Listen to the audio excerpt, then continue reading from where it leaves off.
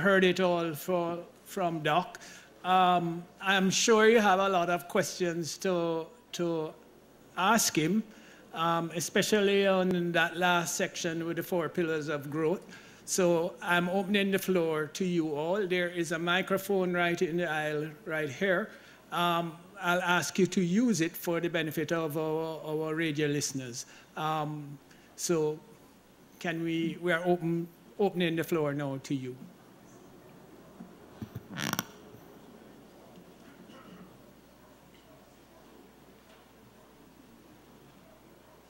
Can you just identify yourself when you come up, please?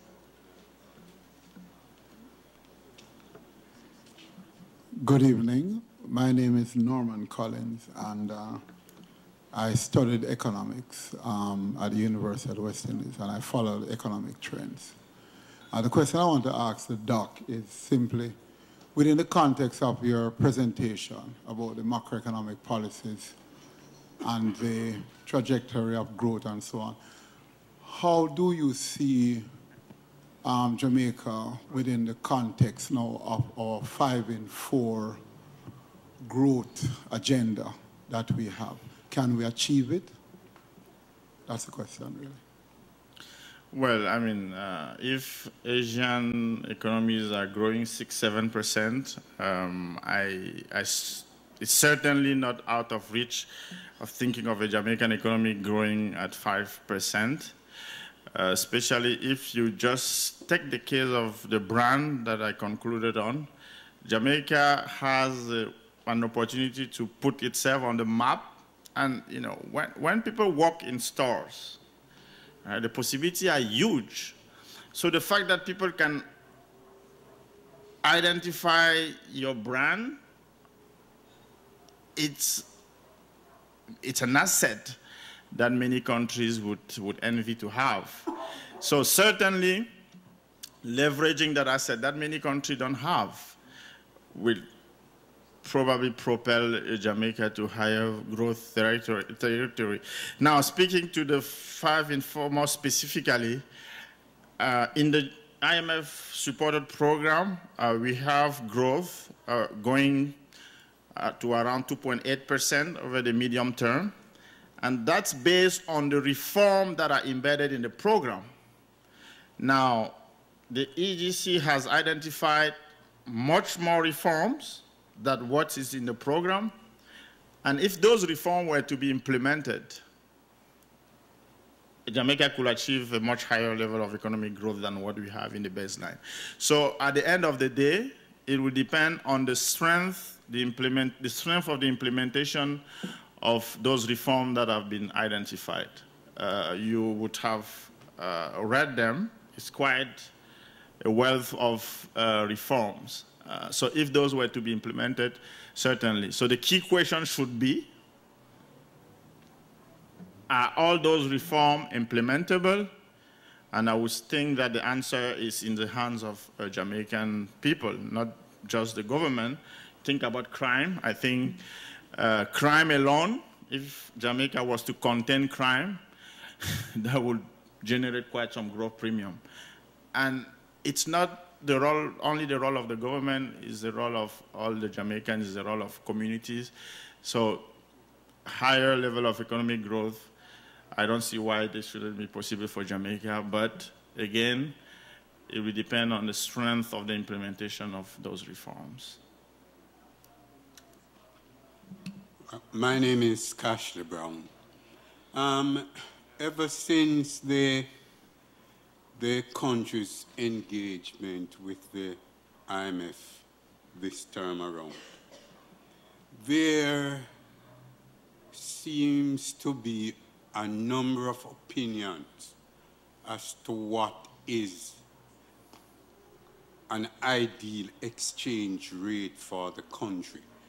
The IMF never seemed to be willing to give an affirmative idea. In the past few days, the Jamaican dollar has been rebounding. The Bank of Jamaica is rejoicing. But prior to that, there was they advise not to worry because the dollar is about reaching its true value. So nobody seems to understand what is the true ideal value of the Jamaican dollar. From your perspective, can you say anything definitive on where the dollar should start? To be honest, the thing that I know for sure is that nobody knows what's the true value. No. So where are we look at the Canadian. Just track for me how the Canadian dollar has moved against the U.S. I was in Canada at the beginning of the crisis. The Canadian dollar at some point was above the U.S. dollar, I think 1.1. But today, $1 US is 1.3 Canadian dollars. So even the Canadian, you will not be able to tell where the Canadian dollar depreciates significantly over the past few years since the crisis. So the reality is the appropriate level of exchange rate for a country is a dynamic concept. It's in nature, it's a dynamic concept. It depends on so many moving parts. You have your inflation differential. If you're running inflation above the US, well, if you're running 5% inflation and the US is running, of course, the fact that your currency will have to adjust, it's desirable for you to get your currency to adjust to preserve your competitiveness. Because the fact that the US is running inflation 1%, it means they're getting cheaper. If your cost is 5%, which will also be reflected in wages and all of that, you're losing competitiveness. You will not be able to compete on other market against the So there are many moving parts in the equation. It will depend on your on the productivity. As the Jamaican economy gets more productive with all the beautiful reforms that we just discussed, of course, that would lead to a stronger economy that could maintain a currency that is, that doesn't depreciate as much. So the short answer is there is no true value definite that someone would say, okay, at 130 it's going to stabilize, because it's a dynamic concept. The second dimension, which is, I think it's to my mind, is a very important one. Which exchange rate are you referring to? Against the US dollar, right? Certainly. Look at how the Jamaican dollar has been behaving against the pound, against the Canadian dollar, against the Mexican peso, against all those other currencies that Jamaica trade against. US dollar, of course, is a big part of it, but it's a very partial story. I mean, the US dollar is 50% thereabout of the Jamaican trade weight. The other 50% is happening. Look at how the Mexican peso has adjusted, the Colombian currencies. Those currencies are moving against the US. The US economy is strengthening. The euro has depreciated over the past years significantly than the US. The fact that the US recovered faster from the crisis has led to a strengthening US dollar. So those two dimensions, the fact that it's not a bilateral exchange rate, but you should be looking at the exchange rate as a whole, and the fact that, taking into account all the trade partners, and the fact that it's a dynamic concept, those two together make it hard to say the value is this. Because even if you were to be given a value, you will be giving a value against all the currencies.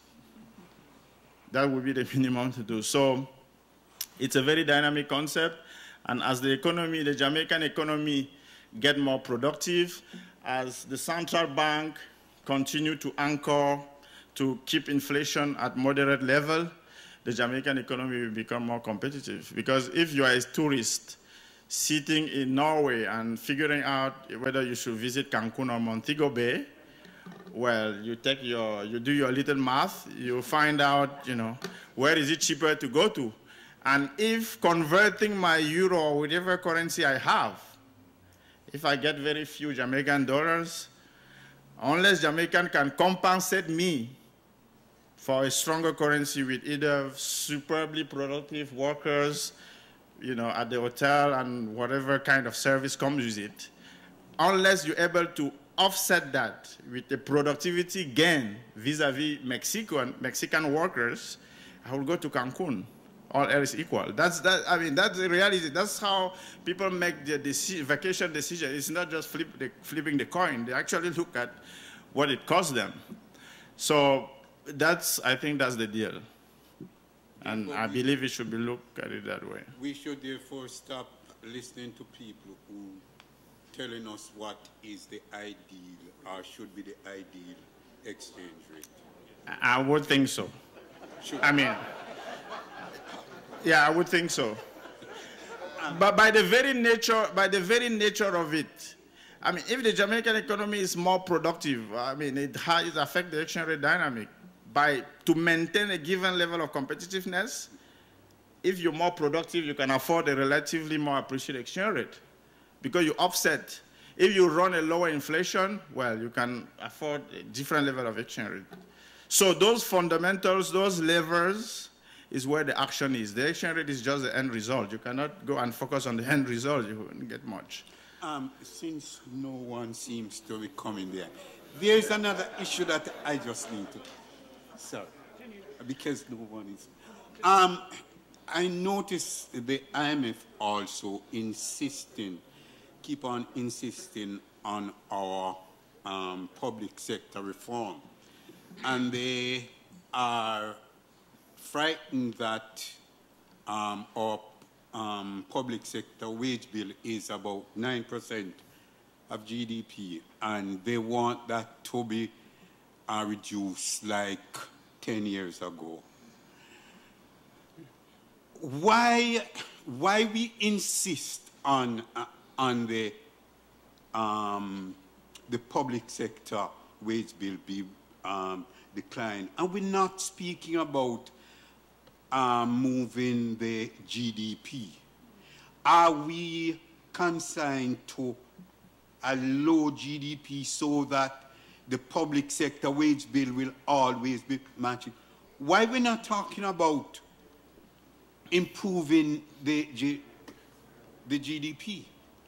Is it that we will always be at the stage? Yeah, I mean, the short answer is that both are not exclusive, right? Right. I mean, the reality is that,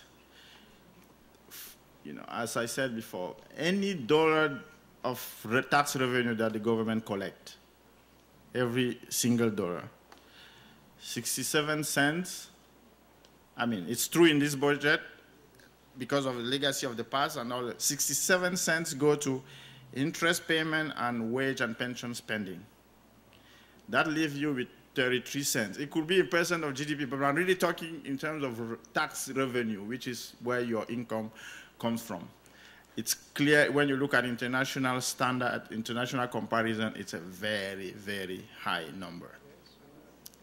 Now, if you want to put it in percent of GDP, which is what Jamaica's fiscal responsibility law speaks to, that is bringing the wage bill to GDP to 9% by 18-19. Currently it's around 10%. Of course, if the Jamaican economy grows faster, right, the nominal figure, nominal wage will represent a lower percentage of GDP. Now, I spoke a while ago about credibility, and I will add to that signaling. You cannot permanently tell the market or investor that, wait, I'm banking on growth to do my fiscal consolidation. Nobody buys into that. Because the first thing that they will do, they will look at the past. They will say, you know, we've been down that road, you know, and this is where we are. So it cannot be exclusive. It has to be a two-pronged approach where you're doing all the beautiful things, all the reforms that everybody knows. I mean, you know, everybody knows what to do. It's not it's something that has to be done, and it's being done. But the effort to reform the public finance has to be a parallel effort to keep also the process credible. I mean, even it's like chicken and egg. I mean, how do you get that growth if you don't have the space to spend on things that will allow you to grow? If you're not spending on infrastructure, if you don't have enough resources to fight crime because your resources are being tilted towards other type of expenditure, you don't have that potential to grow. So the next question will be, if you're saying I'm keeping my expenditure structure and I'm banking on growth, the next question will be how you going to get the growth? And they will point to you, your capital expenditure has to be up, crime needs more resources, education and health and all those things. So to keep the process credible, you have to be doing both. And one of the things that I mentioned is that although Jamaica debt level is high, Jamaica has convinced the market. I mean, Jamaica now borrow at lower rate than countries with 40% of debt to GDP ratio. Although the GDP ratio of Jamaica is 115 thereabout. That credibility buys you fiscal space. Even though your debt is high, people see the commitment, people see the type of reform that you put in place. It cannot be just, give me some more time, don't worry, be happy, I will get there. Yeah.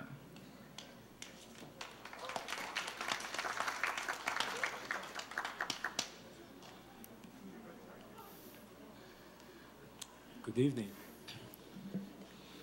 Name is Barrington Adedokun. Comment ça va? Très bien, merci. Ça va bien? Très bien. Très bien. Where are you from? Sorry. J'habite Lagos, Nigeria. Oh, neighbor. J'habite right. Jamaica, Jamaica. Right. And I must commend you. Your English is good. Oh, thanks. Well, if you take out the accent, right? And I just want to let people know, in Cameroon is 95% French, 5% English. He has to go to school to speak French. We are next door. We have to go to school to speak English. So if you see him going out there, you're very good. Thanks. Equity and bonds. Now, with the bond ratio, is always in US dollars. But we have Jamaican bonds. They kind of like, unless you actually ask for it, the government bonds are not out there competing with the US bonds. Now, if I were a sterling asset customer, they probably will push equity to me first because, that's probably easy. But I look like bonds as something that is really good too. But it's going to come in US bonds. Why are the Jamaican bonds not really pushing out there with the competition with the US bonds? And why is the appetite for Jamaican bonds low? Yes. Why is it?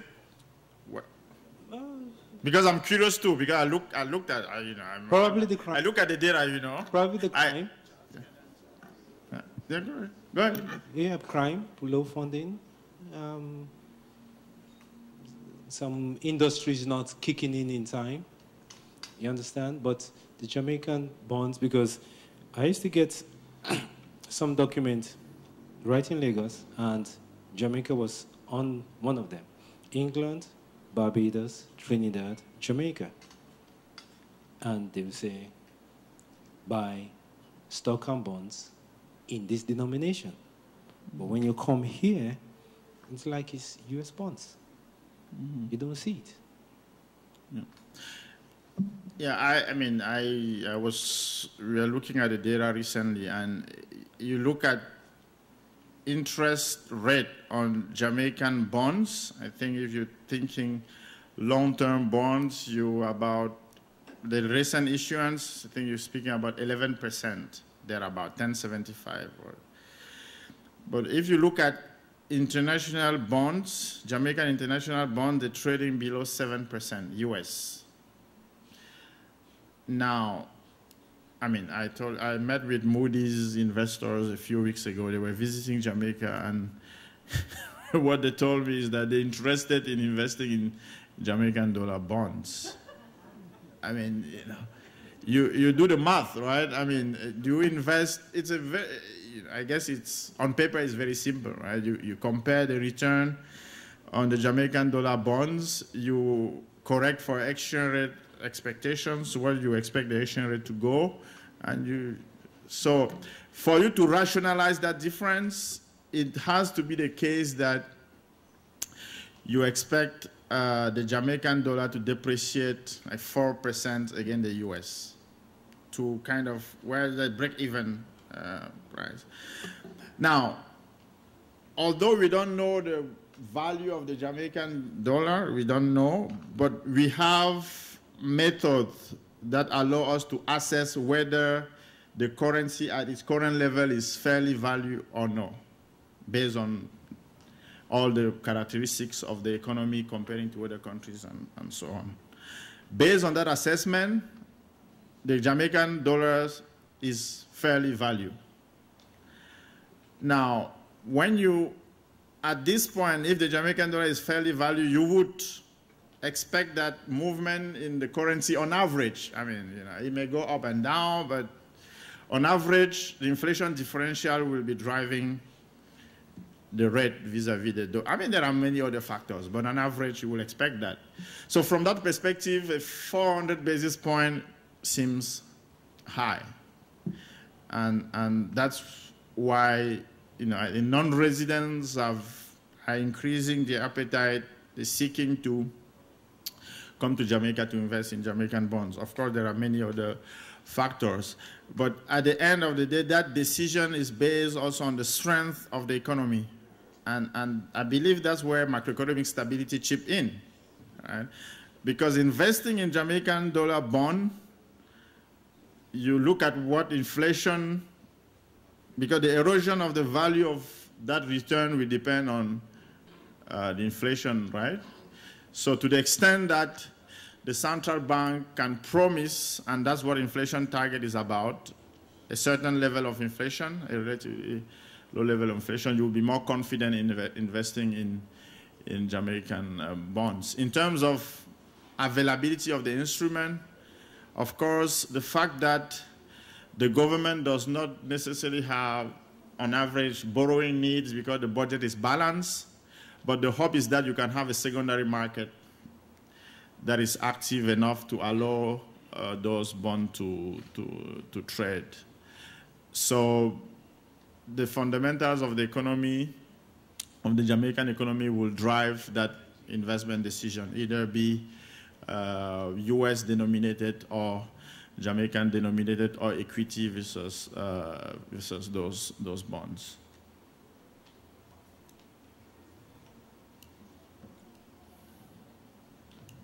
Good evening. Good evening. I'm a medical doctor, so I know very little about what you're talking. But the last answer begs this next question. Is there a place for dollarization of the Jamaican currency? Is there a place? Could you please? Oh, it's gone. I missed a pace or a place? Could you please elaborate that? Should we be thinking about dollarizing our currency? Should we be switching to US currency? Oh, altogether? Altogether. Oh, yeah, I think that would require much substantial analysis. I think, big bang always come with some risk. And I believe that's not on the table at this time, because those are deep. I mean, some countries have dollarized successfully and some other not so much, and you want to come back. So I wouldn't be able to provide you with an answer, satisfactory answer to that question. Those are non-linear, what we call non-linear events, and it needs much more analysis than you can probably afford in the span of time that we have. But I mean, the broad point is that as the Jamaican economy strengthens, as there are more possibility to invest, you will have people, either Jamaican living outside, will be more comfortable investing in Jamaica. International investor will be more comfortable coming to Jamaica with their funds to invest. So structural reforms that would put Jamaica on that growth path, productivity growth, because for me as international investors, they look at your labor force. They look at how productive your labor force are in their decision to in their location decision. They do take those factors into account. So those are the fundamentals that will ultimately drive the confidence vis-a-vis the Jamaican economy. Okay, I have a question. I want to ask a question about the IMF in particular. Over maybe the past 30, 40, 50 years, or maybe 40 years, there have been many critics of the IMF. What comes to mind, there's a famous book by Kwame Nkrumah, Neocolonialism, that actually speaks to the IMF. And Dr. Winston Witter from the University of West Indies did do a critique of the IMF and its scope as it relates to Jamaica. There's actually a book that was, I have a copy of the book that when I was going to university, I bought it. It looked at the IMF involvement in Jamaica and the, small island states, and what really transpired, within the economy and the social spaces, what really happened. How did the IMF, influence the political decisions of these island states? And so the question I want to ask is, what transformation has the IMF gone through? Or what are some of the modernization that it has gone through to enable itself to meet the demands of the 21st century as it relates to advising island states like ours on fiscal and monetary policies so that we can achieve our, macroeconomic growth without being exposed to some of the things that happened in the 1970s and 1980s when we in Jamaica were going through the IMF agreements of the 1970s and 1980s. What are some of the new and improved ways of doing things, read the IMF and countries like Jamaica, so that we don't experience some of the pains that we went through in the 70s and the 80s? I mean, let me maybe start by saying that when you think about the IMF and the construct of the IMF, the incentives with government couldn't be better aligned. So, IMF is certainly not a private bank. IMF is actually Jamaica. IMF is the US. IMF is my own country, Cameroon. So the IMF is a conglomerate of 188 member countries. So these are countries coming together to say, okay, we put these funds aside in case one of our members faces difficulty. We will assist the countries, but in that assistance, because you're drawing on that pool of funds, those countries will agree that, well, we will make sure that that country doesn't come back the next day because other countries will face issue, right? So in that construct, the incentive with countries are well aligned. It's not a private bank. It's actually those countries coming together and putting those funds and in case one of them face difficulties. So I think it's good to put that in perspective. So it's really, Jamaica is represented at the IMF boards. So is Cameroon and all those countries. So the incentives are very well aligned.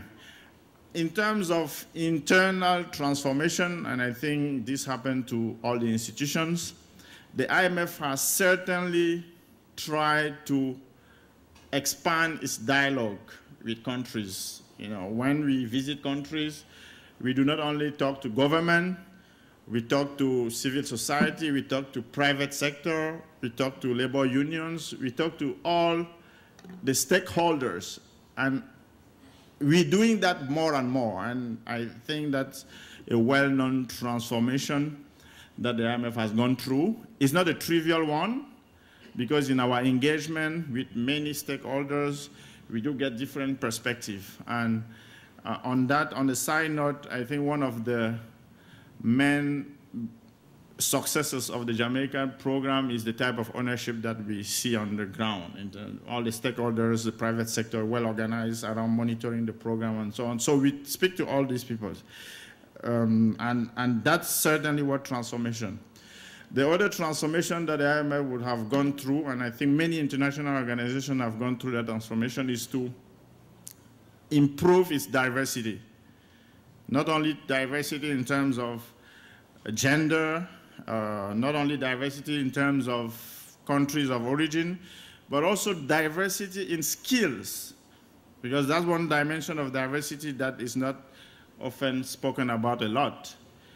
As an institution, the IMF has gone from hiring mostly purely economists to hiring financial sector experts. We used to have financial sector experts, but historians, people that work in other fields that bring different perspectives to the work that we do. And that's clearly a transformation that the IMF has gone through. And with that, you see the IMF. When is the last time we saw, national security in IMF programs? In Jamaica, we have, a discussion on national security. I mean, the IMF 10 years ago, you wouldn't have imagined that. And an aspect of the IMF engagement with countries, and which has improved over time, is the social fallout of adjustment program. I think the IMF has gone a long way in incorporating those social aspects to the work that we do, expanding our area of expertise beyond fiscal and monetary exchange rate, going to more structural reform. We're still struggling a bit, but at least getting the main pillars of what it takes to generate growth. IMF used to be mostly about macroeconomic and financial stability, but anything that is macroeconomic critical, the IMF take a part of. Because at the end of the day, your macroeconomic is only as stable as those structural pillars, those main pillars are solid. So we take into account all those elements. So those are some of the transformation that the IMF will have gone through over the years in terms of policy advice to countries. And we've always been of the view that there is no one-size-fits-all when it comes to our policy advice to member countries. That has not changed. I think we try to tailor policy advice to country-specific circumstances. And we try also to make sure that those are homegrown programs. It's not one of the expressions that I hear a lot that I'm a bit uncomfortable is people always refer to it as IMF program. No, it's the government program. We're here just to support those efforts. Of course, we bring to the table the international experience that we learn in other countries, but at the end of the day, it's the government program, and the government is the entity signing off on those programs. Thank you.